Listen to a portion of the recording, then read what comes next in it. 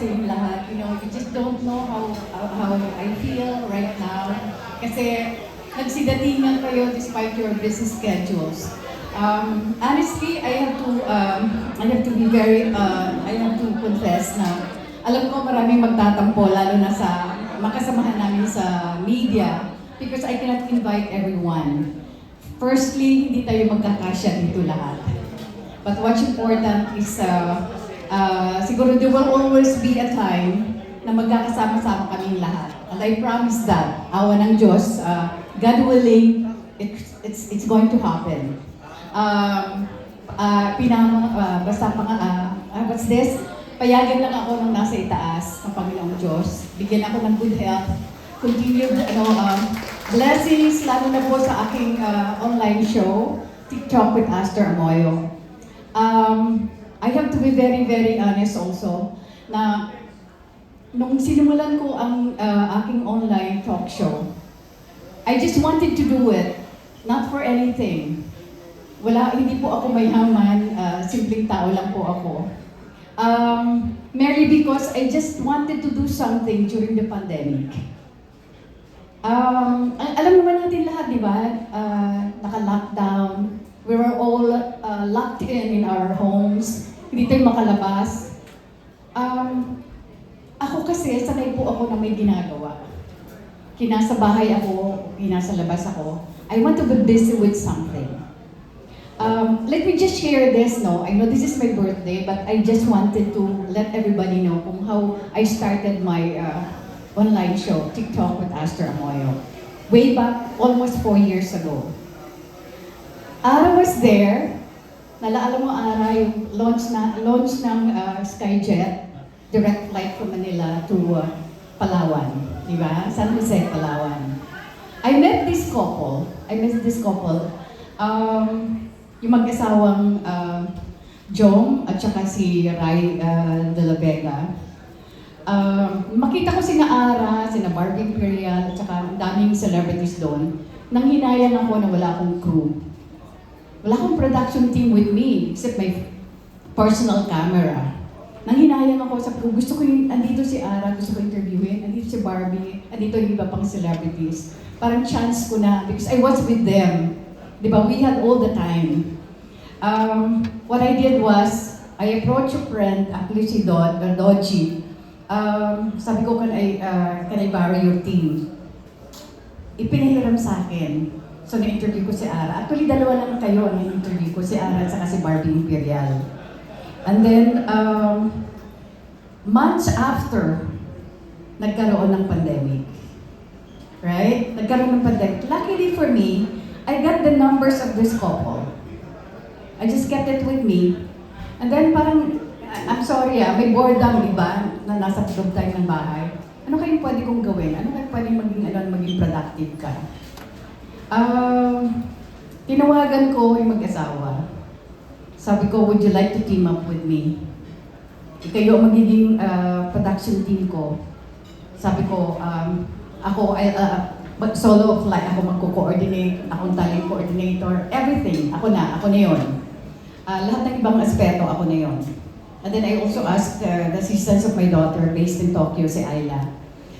So yun, ganun ka minimal lang aming team. So, sa maniwala kayo sa hindi, I started TikTok with Aster Amoyo in June. Actually, June kami unang nag-taping, but the first upload I started July 2020. Peak yun, di ba? Peak yun ng pandemic. Ang guess ko sino ang una kong in-interview.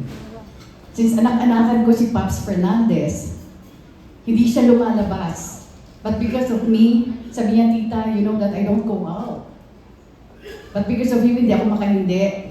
Napalabas ko si Pops. Alam niyo, unang taping namin sa studio mismo ng Studio Manila, in Bikutan. Naka-lockdown yung mga, doon, grabe yung lugar na yun. I didn't have a driver, syempre at that time. Ako lang nag-drive, ang dahil pasikot-sikot, at kikipot ng kalye, pinuntahan ko yun. Pinuntahan si Pops, nakatalukbong pa si Pops eh. So I won't forget that. So si Pops ang kaunahan ko pong in-interview. And then that propelled yung aking simpleng talk, or rather online talk show. Doon po nagsimula ang TikTok with Astor Moyo. So yung simpleng tatlo lang kami, and then I have this friend for a long time na hindi ko nakita. Siguro maybe 3 decades, 30 years ago, hindi kami nakikita. We got reconnected, and I'm referring to Mamu, Richie Ang. Fortunately, at that time, I was residing in one of the condos dito sa may Santolan. And then, nag-usap kami, nag-chat kami. Sabi niya, Tita A, sabi niya, why don't you do your interviews here in my place? Sabi ko, I'll take a look. Sige, I'll go. Sorry senior citizen na po ako, pero lumalabas po ako. Na dapat, di ba, yung mga senior citizen dapat sa loob lang ng bahay. Pero ako po I drive. Tapos pumupunta ako. Napalabas ko sina Pilita Corrales. Napalabas ko sina Carmen Soriano. Napalabas ko sina Glidel Mercado, yung mag-asawa. Napalabas ko si Teresa Loizaga at si Diego Loizaga, etc., etc., etc. So, never na naging problema ko. I know it was a big challenge on my part for them to come out or to go out of their respective homes. Diba? Pero napalabas ko po sila.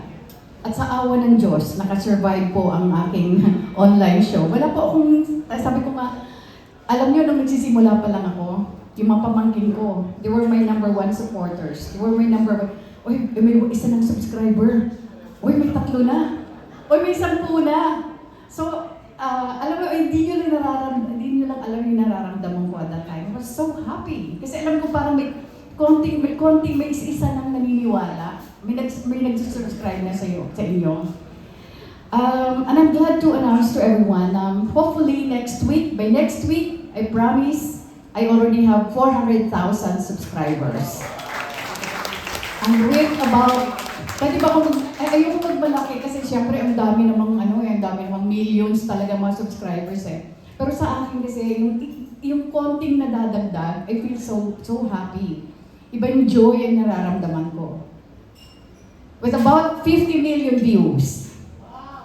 Diba? So parang, ang dream ko, parang artista yun, diba, Ara? Pag gusto mong, ang pinaka-ultimate sa inyo ay magka-award. Diba?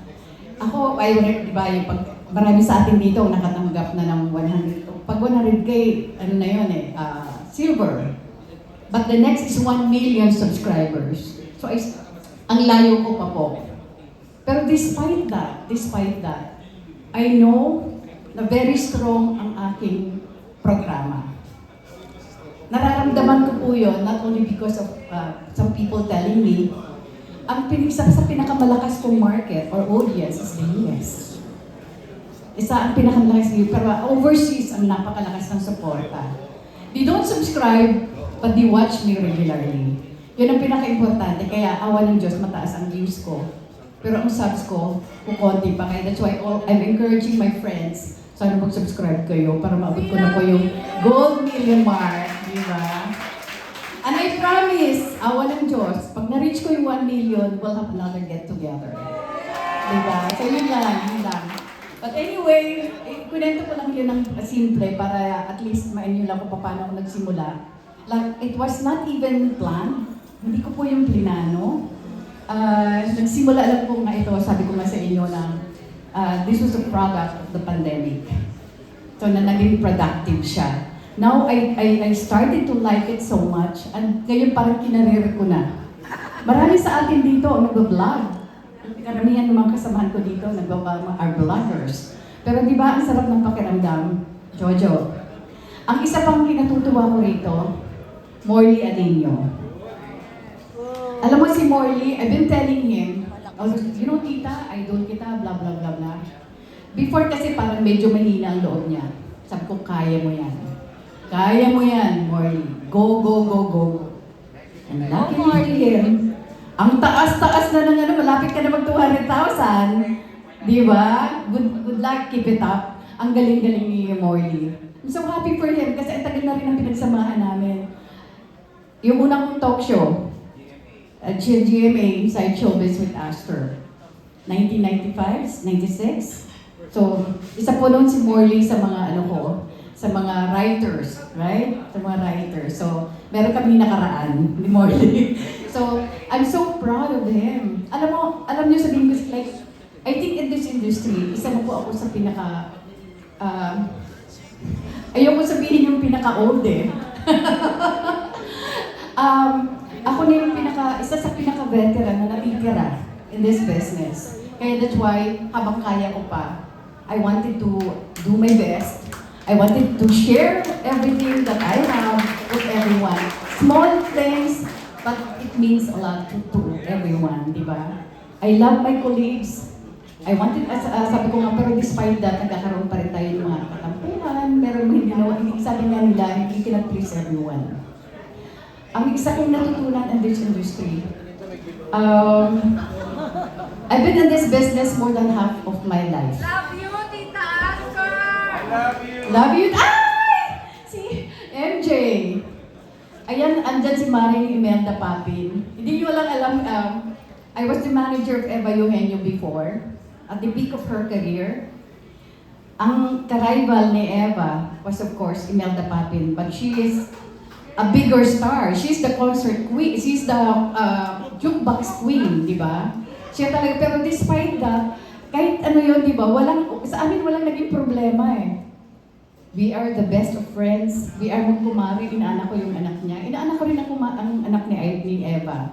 Ganon ang friendship namin. Walang rivalry. Ang sabi nga ni Martin at saka ni Gary, di ba? Ang mga nagsasabong, di ba, usually are the fans, di ba? Or the media. Tayo talagang gumagawa minsan ng mga intriga. Hindi, not necessarily intriga. Pero tayo nagsasabong, di ba, sa kanila. Pero sila, somehow, naapektuhan. Di ba? Because of these intrigues. Pero kung tutusin, walang personal silang problema sa isa't isa. Ang isa ko pang dito, gusto kong i-acknowledge na napaka-loyal friend ko rin. She's also my beautiful kumare. She could have been the first Miss World. Miss Evangeline Pascual. Diba? Love you, Mare ko. Isa pa to na mahal ko. Alam niyo, isang tawag ko lang sa babaeng to. She's always there for me. She's actually ninang din to ni Ayla. Isa ito sa mga mahal na mahal natin in this industry. Kaya ko rin ito kunikwento kasi gusto ko ito malaman ng aking mga kasamahan. Kasi itong mga ito na nandito sa harapan ko, mga anak-anakan ko na eh. Mga anak-anakan ko na, kaya I saw them grow as well.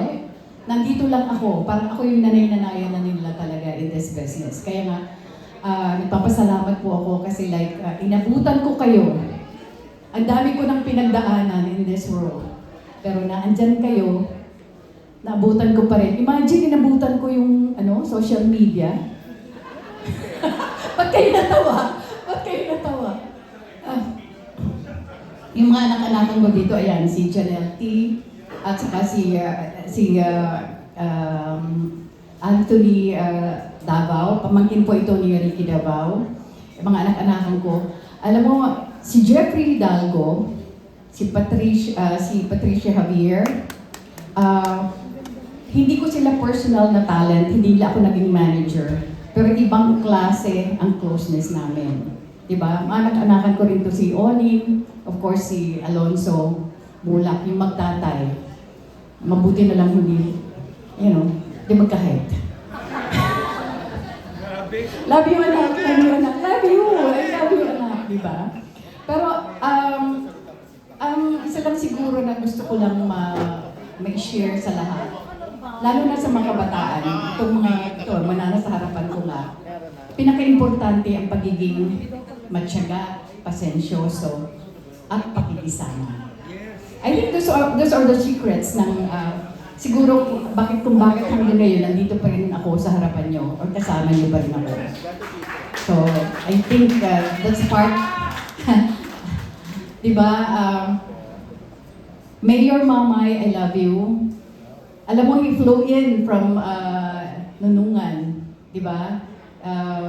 Lanao. Del Norte ba, Mayor? He just flew in this afternoon. May isa pa dito na sobrang kararating lang din, galing sa ibang bansa ba, anak? Patricia Javier, I was not expecting her to arrive, but she's here. She's always here. Isa ito sa mahal na mahal ko, si Patricia Javier. And of course, may isa pa dito na parati lang late, pero mahal na mahal ko, Baby Go. Diba? Belated happy birthday kay Ara. Alam niyo mga kaibigan, isa rin to na hindi nagbago ever since. Nasubaybayan ko ang karera nito. Birthday ni Ara kahapon, birthday ko ngayon, birthday bukas ni July. Ganun kami magkakasunod. Diba? So, and I'm so happy for you, Ara, and of course, Dave. Thank you so much also for showing up today, this evening. Janelle Tis, may anak-anakan. And of course, my family is here. Thank you so much sa inyong suporta.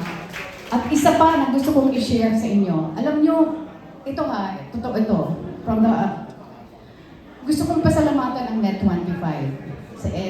Si Eric Quizon, si Marimil Magalvante, and of course si Eric, si Otep. Alam nyo mga kaibigan, for the longest time I've been wanting to have Maricel Soriano, Eric Quizon, Empoy, at saka si Alessandra and the rest of the gang. Alam nyo, naging mabilis ang proseso because of the help of OTEP and Net25. Mga anak, thank you so much. These young raw talents from Net25, given it a few more years, I know isa sila sa mga titingalain in this industry. I wish you all the luck. Diba? Basta huwag lang kayong magbabago. Diba? Yung pinaka-importante yung focus, pakikisama, tsaga. Of course, the talent is already there. Yun ang pakita niyo sa world. Diba? Good luck to all of you. Again, ako haba ng speech ko na ha.